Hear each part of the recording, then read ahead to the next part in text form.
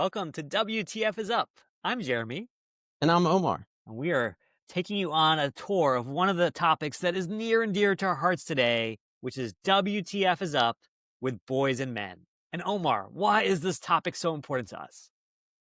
Well, disclosure, we are men, but we also care deeply about boys' education, about the role of boys and ultimately men in our society. And we've talked about Jeremy for over a decade now and trying to figure out what we could do about it. It's interesting to see how everybody's paying attention now.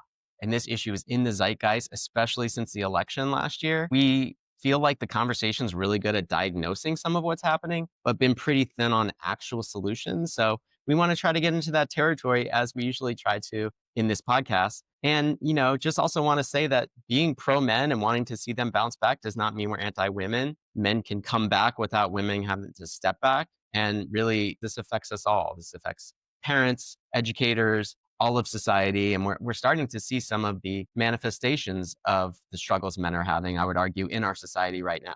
Jeremy, what's your connection? Yes, I'll just give you Exhibit A for this. When I started my career as a kindergarten teacher in Bed-Stuy, Brooklyn, it was actually at a charter school that was all boys. And you might be asking yourself, why would you ever want to do that? Why would you ever want to teach in a school like that?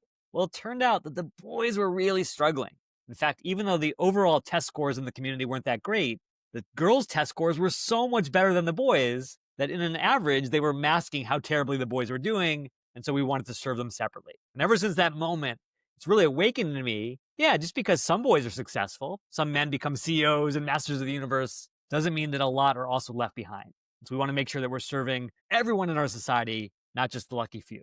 Yeah, and Jeremy, I had the same experience as a third grade teacher, right? It was the girls who were really excelling, and now we're seeing that throughout K-12 and college. And when my daughter was going into middle school, I gave her the option of applying to an all-girls middle school here, and I thought she would be like, "No, I don't really wanna do that."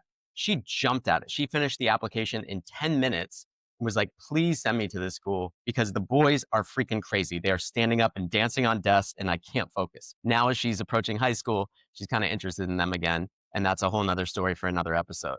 But, we're gonna talk more about K-12 education and some things we might be able to do there. Absolutely. And so let's kick this off with a dad joke. All right, terrible dad joke. You ready? Why Let's don't do it. real men ever recycle, Jeremy? Oh, man. Maybe they're allergic to plastic number five. They just can't admit that anything would ever be bottled up. Okay. Mm. Wow. We went there. All right. Well, you're giving me all the feels here, Omar. And with that said, let's dive into our first topic, which is what the heck is going on with boys and men today. Yeah, just help us understand what we're even talking about here. So what's the state of the problem with boys and men, the magnitude of that challenge? Yeah. Because I do think that, like, if you're a person of a certain age, say late X or early millennial, the way that we are, you're Old, like, we're old. yeah, that's right. We're the olds.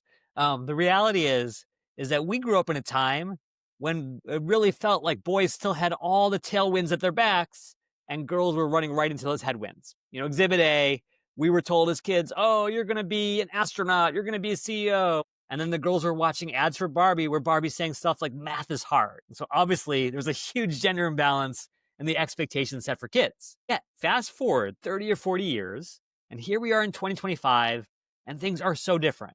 First of all, men make up only 40% of all college grads, so they're massively falling behind in the most important indicator of career success. Number two, once they get out there into the world, they're just not making as meaningful connections as their female peers. 1 in 5 men, Omar, report having zero friends, which is a very depressing state of affairs. And as if that wasn't bleak enough, men make up 80% of all the suicide deaths in this country, which tells you something is seriously wrong right now.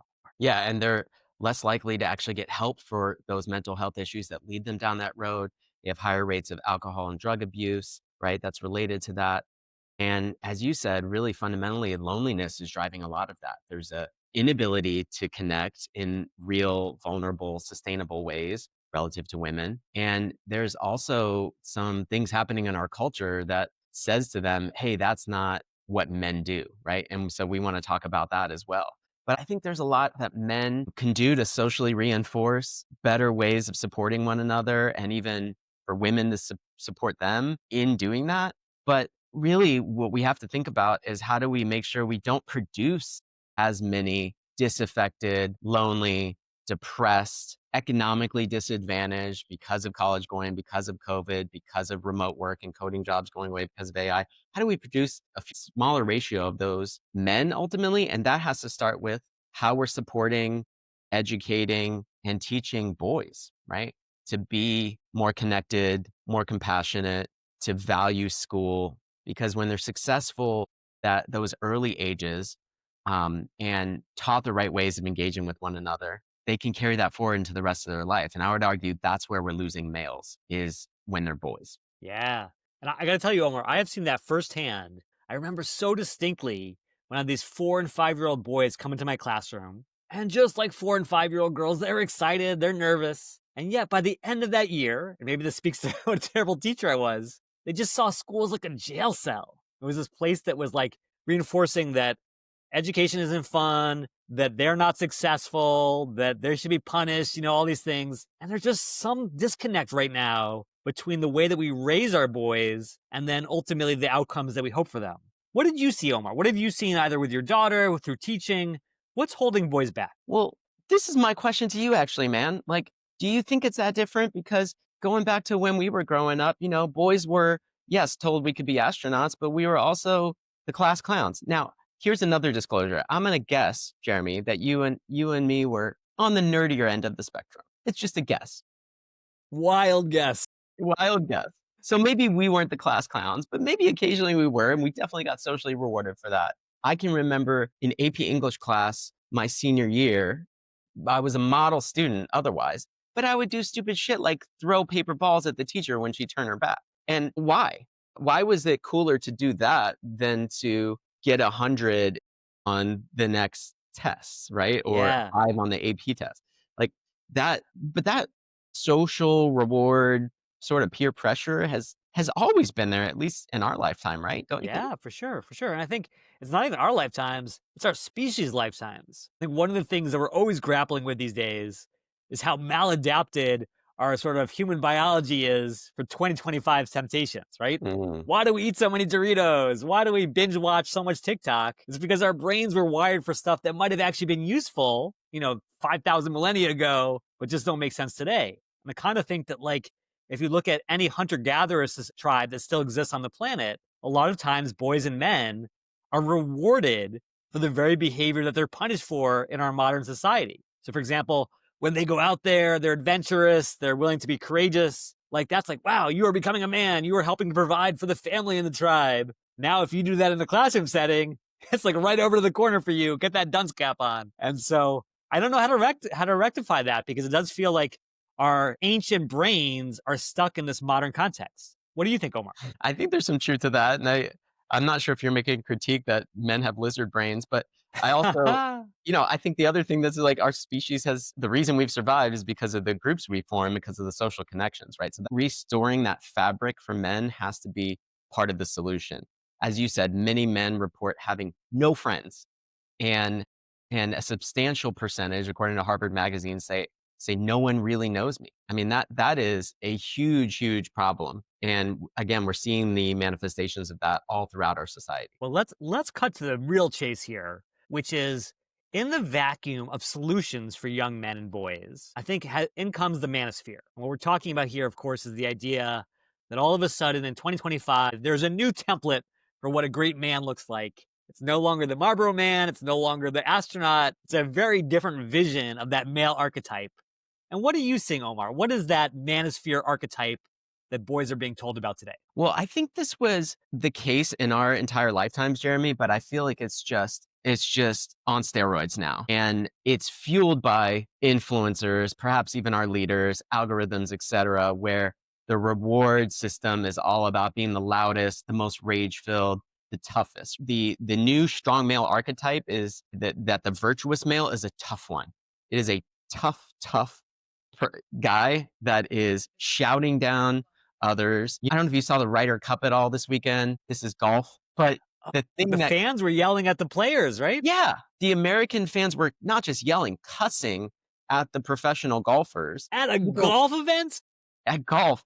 And people like lost their jobs because of this. And the rest of the world, like all of Europe, is like, Americans are assholes. We like you shouldn't be cussing at us as we're like teeing off, right? So Wow. Wait, so hold on. I want to test something here, Omar. So, in some ways, there's a through line between the Marlboro Man, Neil Armstrong, and the Manosphere. It's all tough, rugged men. And yet, unlike the first two, who were a little remote, and maybe they were too remote, maybe they needed some more friends. Now it's like, don't just sort of stand aside from society, dunk on the weaker person.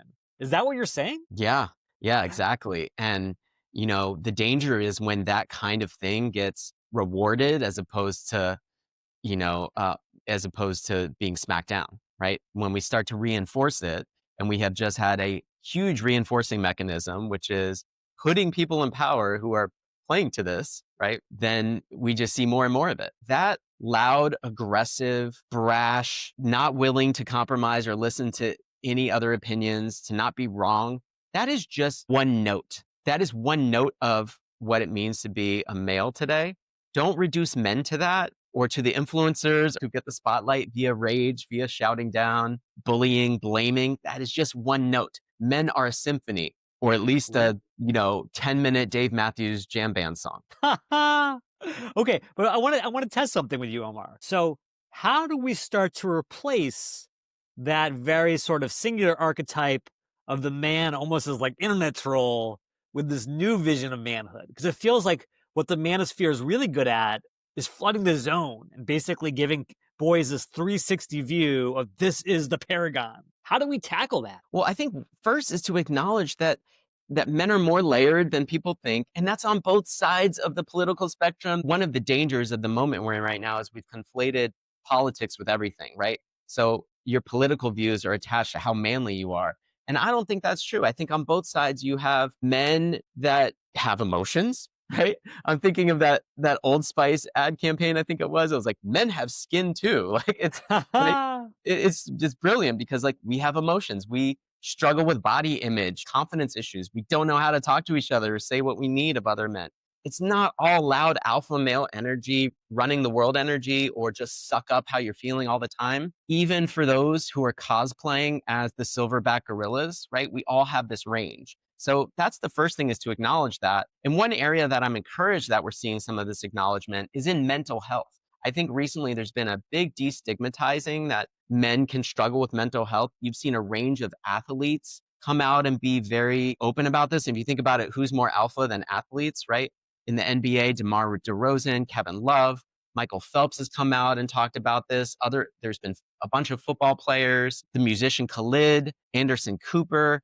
So one is to acknowledge and then start to figure out areas where we can bridge, like mental health and struggles that we're all facing. And some of it is just to name it, just Yeah. name, hey, we're all struggling with these things. It's okay. So Now it let's, sounds like what you're saying is we got to put the men back in mental health. Sorry, I added that my dad joke too. that's good. That's good. But I want to go a little bit earlier with you, Omar, because I think, we started out this episode all talking about how boys are cultivated in the society from the earliest age to kind of see themselves as unsuccessful. If we go from like that teenage manosphere age down to like your son's going to be starting kindergarten in a few years, what do you want for him to have him begin his educational career in the best possible way? Like if you were to close your eyes, what is your goal for a really great boyhood for your son? Oh man, I'm going to cry. We're allowing that emotion. I was actually thinking about this morning as I was getting him ready for school because, he's a year and a half. He's so full of sweetness. And I was just thinking, like, is this going to be like socialized out of him as he grows older? Now, of course, biology plays a big role, right? And like we can't run against the biology. But I think what I want for him is to feel that real confidence, that deep confidence that doesn't need to be boastful or be in your face because it's so deep. I call this pink shirt confidence, right? The confidence to wear a pink Ooh. shirt because it's really deep seated. And that to me, that confidence comes from having a positive experience when you're a boy in school. And so I think K-12 education for me is where it all starts and where we can start to change things. And that's for two reasons. First, we have to inculcate a different way for boys to relate positively to each other. And then secondly, we have to make sure they're succeeding in school so they can go on to be compassionate, productive, civil members of society. And so how do we We get there, Omar, because I feel like I want the same thing for my daughters. I want them to be confident and strong Right. young women. And yet I almost feel like school right now is set up to ensure that because they're getting access to sports and clubs and they're doing all this stuff and they're crushing it. And yet I can say for a fact the boys who are their same ages, like age 9, age 12, are not crushing it at the same aggregate level as the girls are. How do you ensure that your son and other boys get on that confidence track? Yeah, so I'm not a toxic masculinity guy. I think there are assets in our biology and some of our socialization that can be better leveraged by the education system and by parents. For example, our innate competitiveness. Notice I didn't say aggressiveness. I said competitiveness. Our protector instinct, that responsibility to more than ourselves. It's just how do we channel that into shared collective interests versus self-focused ones or to exclude others. I don't think that it feels good to be constantly blaming each other. That's a temporarily good feeling, right? We want to take responsibilities. Just making some of those shifts and not demonizing boys, especially who are forming their own sense of selves, but to view these things as assets that can be built on. Let's talk about the education system specifically because we do know some things that work in single sex boys education. Mm. Before I share some of that, Jeremy, I want to know what your experience was teaching at an all boys school. Did it work? Did it not? Yeah. So here's the interesting thing. Even though it was an all boys school, so it started with a very clear focus on the challenge, the solution was more of the same. If we had a traditional co ed school where it was like 6 hours of math and reading, we did 8 hours of math and reading. No time for PE, no time for recess. And of course, our test scores were off the charts, but our happiness was through the floor. So as a result, I want to come back to what I think we were getting at before in terms of that biology piece. I know we've sort of danced around it a little bit. Like, what do all kids, but especially boys, sort of have a wiring for? Is they want to go out there into the world and do stuff. And if you keep our kids caged up in these little boxes, especially in a world of AI where AI is so good at that knowledge work, we're shooting ourselves and society in the foot. And so I love the idea of schools that have a little more project based learning where boys and girls get to go out there, take on real challenges, build real relationships, to your point, and actually start building those skills now, not when they're 25. But that's my take. What do you think, Omar? Totally, totally. So we've been sharing notes on, the Alpha School model. This is an AI school that's scaling all over the country. What I find interesting about it is less the AI part of the curriculum, even though they're able to condense 8 hours of learning into 2 hours, and more what they're doing the rest of the day, right? Which is project-based stuff, hands-on, things like entrepreneurship, financial literacy, working in teams. I think those are really good for boys. Here's some other key elements of boys' schools that we know work. Active kinesthetic learning, things that get people up and moving. Boys have higher activity levels, benefit from the physical engagement. Structured competition and teamwork. Again, how do you leverage that asset of the competitive instinct to get students motivated, channel those competitive instincts in a positive way, building camaraderie, but also building identity. They need to see male role models. So it's great that you are teaching in that school. A big focus on character development and leadership, right? How do you develop compassionate leadership skills, values, ethics, service? These tend to often be associated with religious private schools, but don't have to be. And then we also know boys struggle with literacy generally relative to girls. So a big focus on that combined with some of these other elements. So I think some of these things work. Now, remember, this is all a fairly narrow definition of masculinity. Boys, just like men, exist on a range.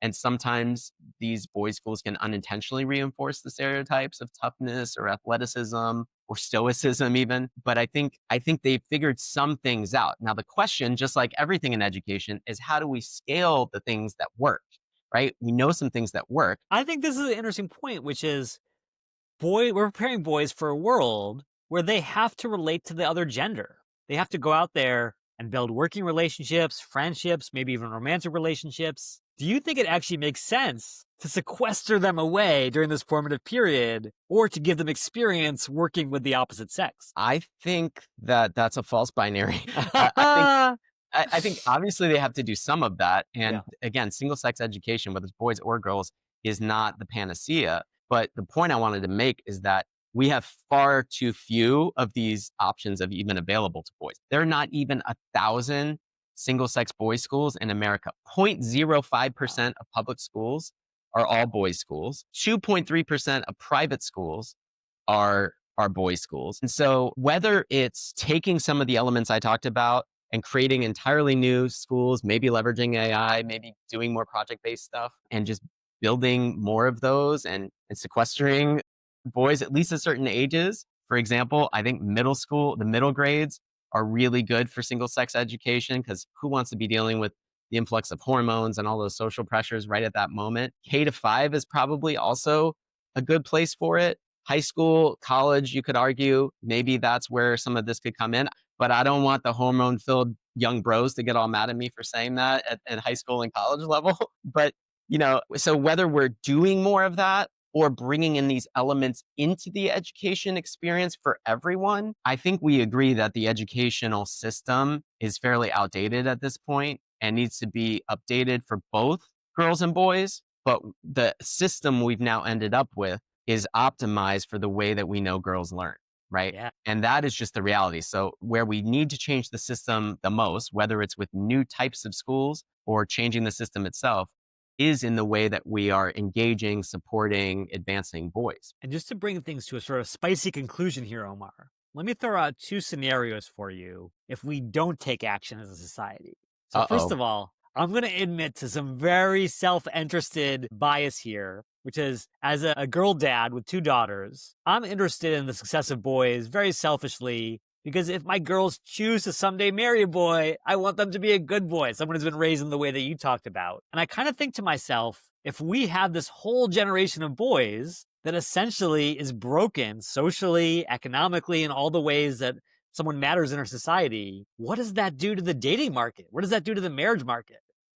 I had a boss in New York City who was this amazing, beautiful African American woman, and she was going out there on dates and just completely having her heart broken because there just were not as many black men in the dating marketplace for a certain socioeconomic class. Mm-hmm. And she said, Jeremy, you don't understand how hard it is for black women to really succeed when the odds are stacked against us. And I thought, okay, that's one sort of segment. Is that now every woman? Is every woman entering a marketplace where the odds are not good and the goods are very odd, as they say? Well, sometimes I think that like for these systems or even culture to change, you need big exogenous shocks like that. Like people and systems don't change unless they're really, really highly motivated to.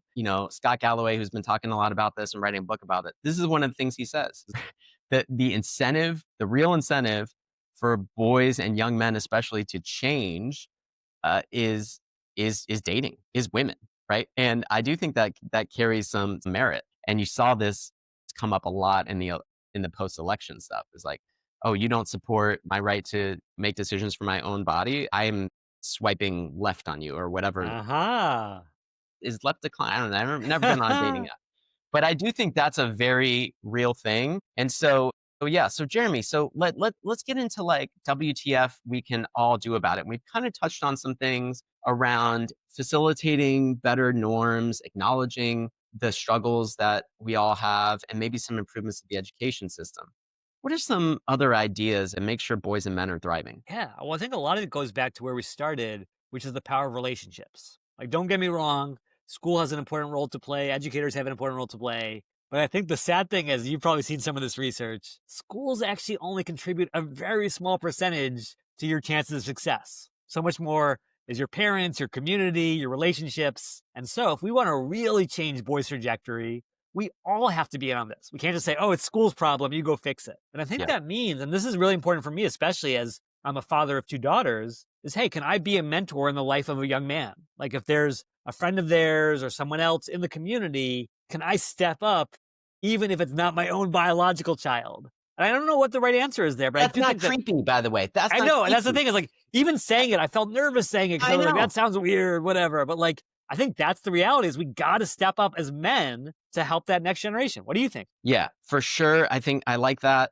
I do think we need to rethink K-12 education for boys, especially in the wake of AI. I think in those systems, those containers where we can control the environment, we can create better reward systems for boys to be vulnerable, for building those dyadic relationships, because boys tend to think about groups and they feel lonelier as they get older because those groups start to dissipate.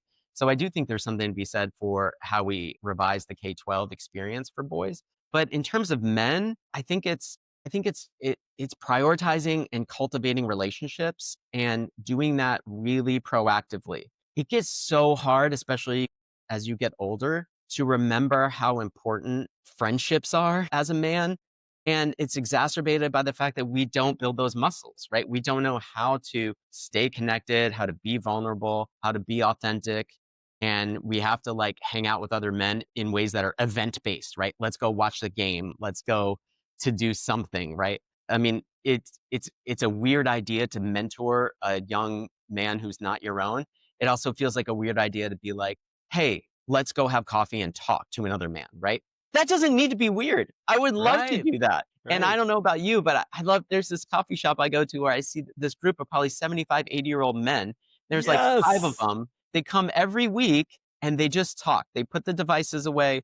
They just talk and they're there for hours because I'm sitting there doing work. And they have realized late in life how important these connections are and to not be distracted in cultivating them. But why are we waiting till we're 80, right? We need Yeah. to actually do that now. So Jeremy, what do you think to that? Because so many, this is a uniquely American affliction as well, the loneliness of men, especially middle-aged men. We are significantly lonelier than our European counterparts. And I would argue there's cultural norms around how isolated we are as a society, how we tend to focus on getting our peace and building, our family unit, et cetera. But certainly there's some things we can do. I'm not saying we can all go have a Parisian style 8-hour dinner with a whole bunch of friends every night, but we've got to start to think about big C community and not just kind of shrink our worlds, right? Right. And I promise that if we don't do that, here are the two spicy outcomes. So I've been thinking about this. We started on this note of evolutionary biology kind of programming us to crave carbohydrates, to crave sweets. And now, for the first time, we've been able to master that impulse through the power of GLP-1 drugs. I was thinking to myself, so many women are stuck with this biological destiny of like, oh, I've got to marry a man and be in a relationship with a man. What if GLP-2 drugs turn off that trait? They say, you know what? We are done with these boys. If they don't stop eating their boogers and playing their video games, we're going to just find a better way to reproduce without them. So that's one eventuality. So get ready for GLP-2. And then this is the really scary one.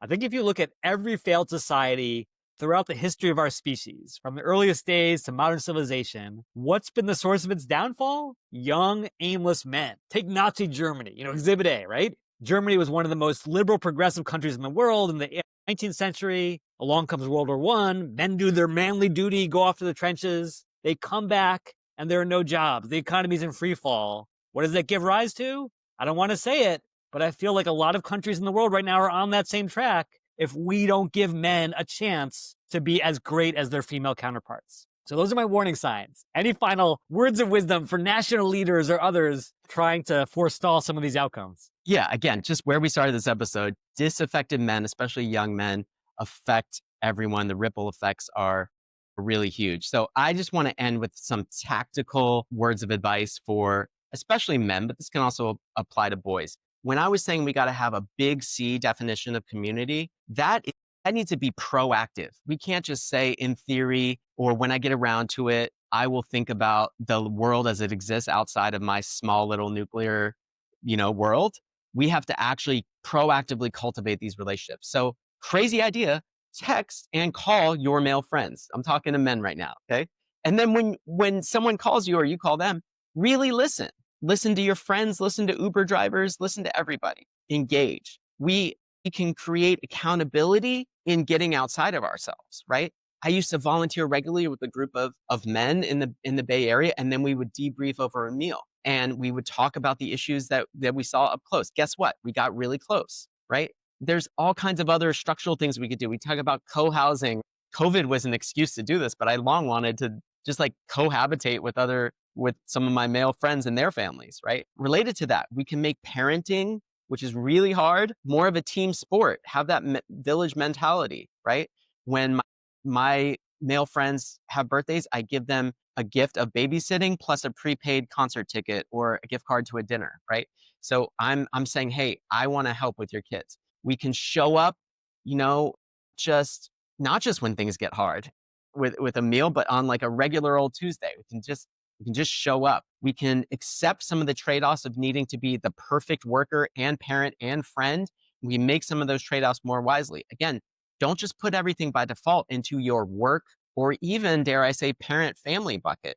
You've got to fill up your social, friend, proactively don't remain lonely bucket. We can default to being huggers instead of handshakers. Hug people. Give an unprovoked compliment to a coworker without an ulterior motive. I used to have a practice in one of the companies I work for where every week I would send a note of praise on a specific thing that somebody did and CC their manager. That just felt really good. But people are also like, yeah, sometimes he seems like a dick in some of these meetings, but he's clearly not totally a dick. Remember, men exist on a spectrum. Sometimes we can be jerks, but really we want to be nice and kind. We can make small talk before the meeting. We can linger after it. We need to peel ourselves from our phones and our headphones and let others in. So sorry if this felt preachy, but the through line here is remembering that we are not alone and proactively doing something about that. Preach, Omar, preach. And speaking of listening, we are listening to you, and we are always hungry to hear what you want us to tackle in our next episode. So please blow up our inboxes. Build a little relationship with us. Send us a message at WTFisUpShow@gmail.com. Let us know what you want to hear in the next episode. Until then, for Omar, this is Jeremy, and this is and this is WTF is Up. Do better, man. All right, we did it.